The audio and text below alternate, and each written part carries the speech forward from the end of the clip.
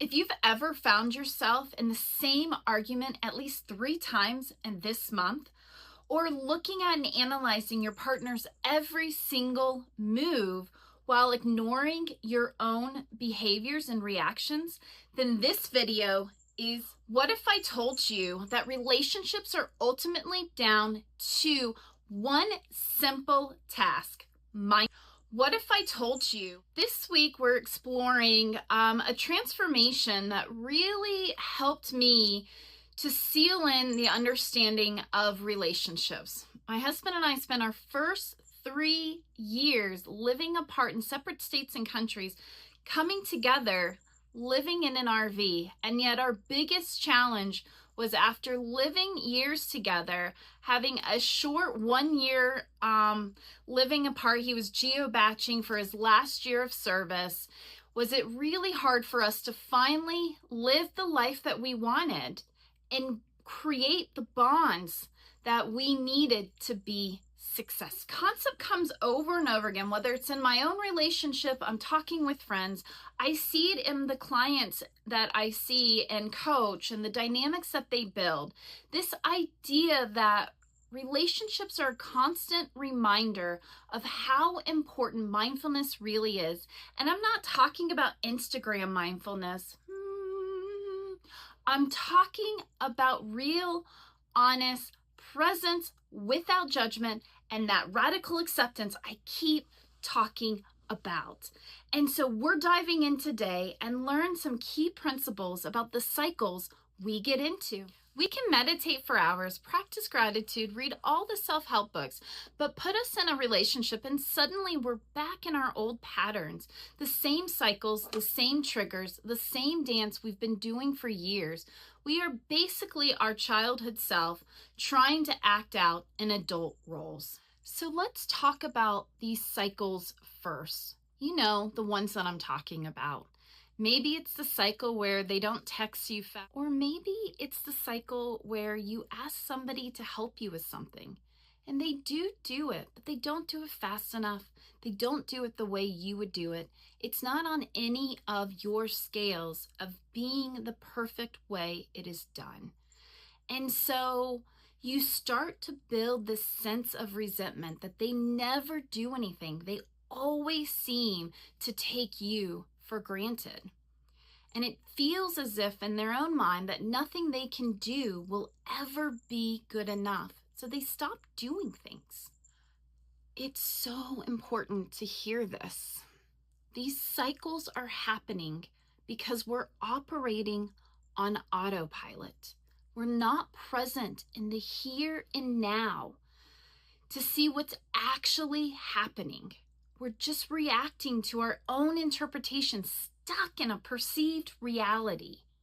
It's all of our fears, all of our past, all of our attachment coming together in this beautiful explosion of perceived expectations, that silly killer of joy I talked about a little while ago. So follow me and go check that video out.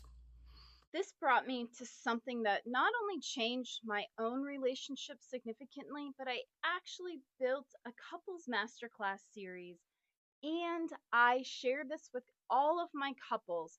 And not only does it change the relationship, but when I have an individual coaching client and I teach these principles, it changes their relationship. Not only are they happier and more grounded, but the partner is more happy, more grounded, and finally ready and bought in to wanting therapy or coaching for themselves. So this brings me to something that has changed not only my relationship, but I have shared this time and time again with thousands of clients. And not only did it help couples in couples coaching and therapy sessions, but when I had individual clients, I would share these principles with them. They would take it back to their relationship and see not only a happier self for themselves, a better relationship, and change in their partner, where they were actually finally realizing their own side of the street, wanting therapy when they were completely resistant to it, and seeing how they could start changing for themselves. This concept is revolutionary. This is not something you're going to get in any basic relationship course. This is understanding the ground foundation, everything that's underneath that causes us to react the way we do. And not just tips and tricks to perform for the here and now, but changing the way you speak, you interact, you behave. And what it does is not only change you and your mind, but it's changing everybody who interacts with you. So, what is counting on your side of the street? Well, your side of the street includes your reactions, your interpretations, your triggers, your expectations, your communication style, your emotional regulation, your past, your perceived expectations, your feeling of value, your negative narrative, your emotional reactions. There's 13 parts of the negative dynamic that pull us into feedback loops that is keeping us from wanting to stay on our side of the street. And this is why we engage in over 50 clinical terms for avoidance. And so I personally thought that owning my side of the street maybe was like, I'm sorry, I didn't mean it. Sometimes I thought it was just kind of allowing my partner to just kind of take ownership of something. But what I found was so impactful, so pivotal, so mind boggling and changing. And what really shifted our relationship is more about me asking, what am I bringing to this dynamic? How am I contributing to my own suffering and sorrow and disappointment? And for me, that meant realizing when I felt disconnected from my partner. Instead of sharing that feeling, I would start to get to reserve myself. I would start to shut down.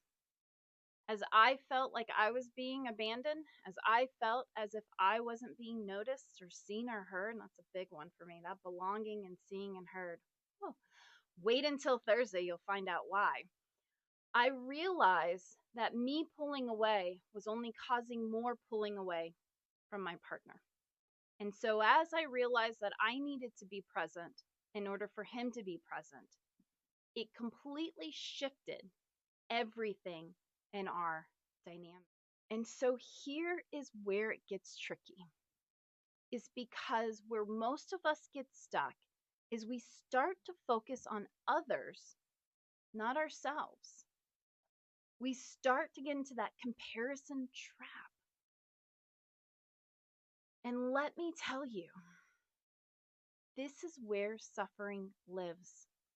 This is where your relationship will start to fall apart and make it feel impossible to get it back. I've said this before, relationships are a Venn diagram. And so when one person enters in a negative cycle, it's kicking off the relationship cycle. And as the relationship cycle kicks off, it's implicitly asking the partner to then come into a negative state to follow and create that homeostasis of energy.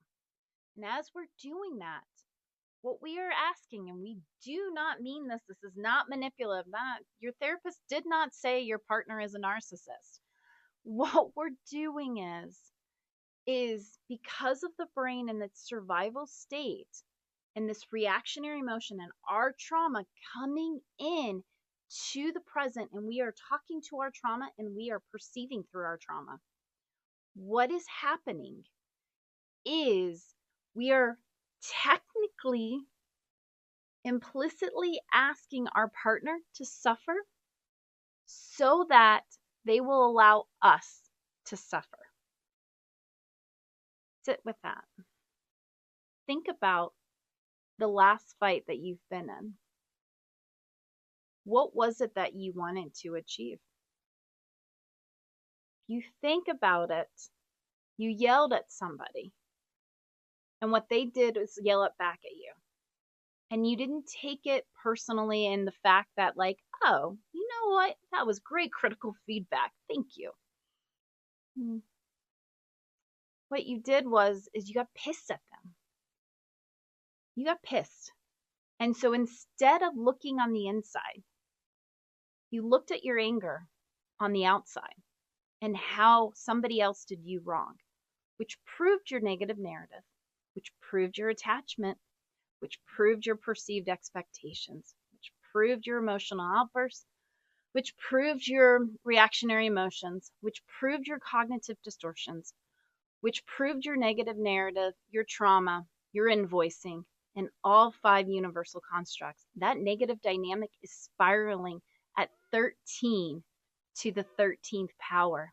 And you have no idea where you are on that and how you're going to get off of it. And so when we focus on our partner and what they're doing wrong and how they need to change, what they're not understanding about us, we're not present in our own experiences.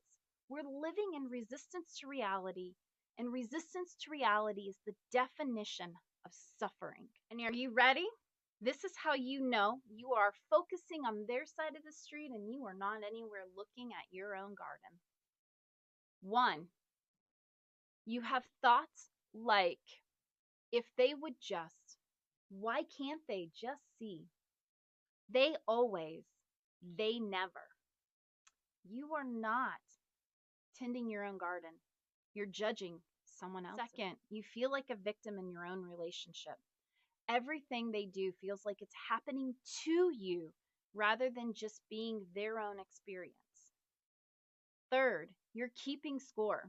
You notice every time they don't meet your expectations, but you're not equally aware of your own behavior.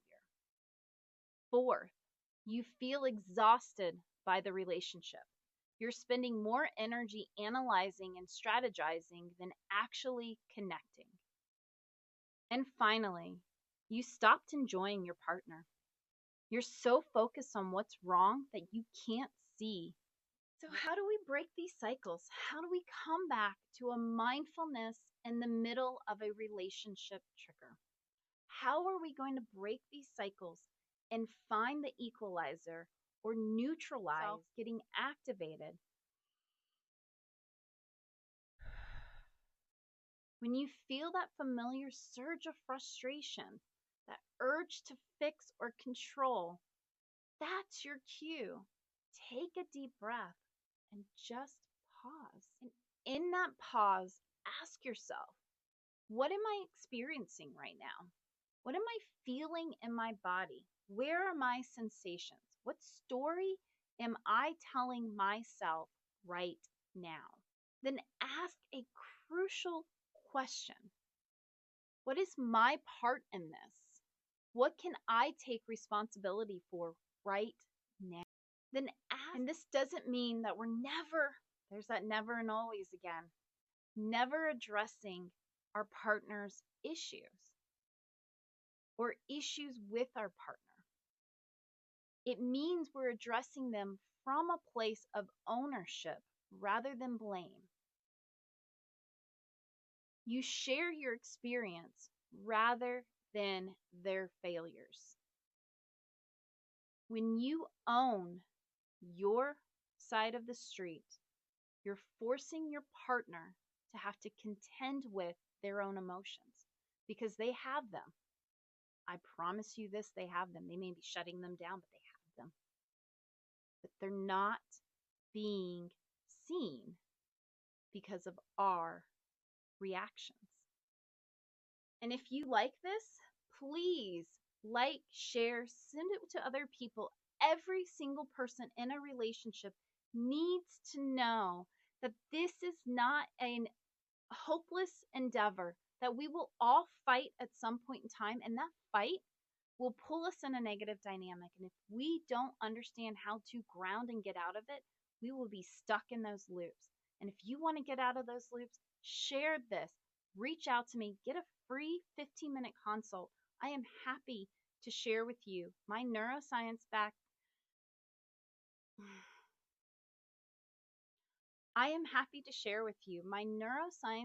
framework that has led to successful, healthy relationships with thousands of people.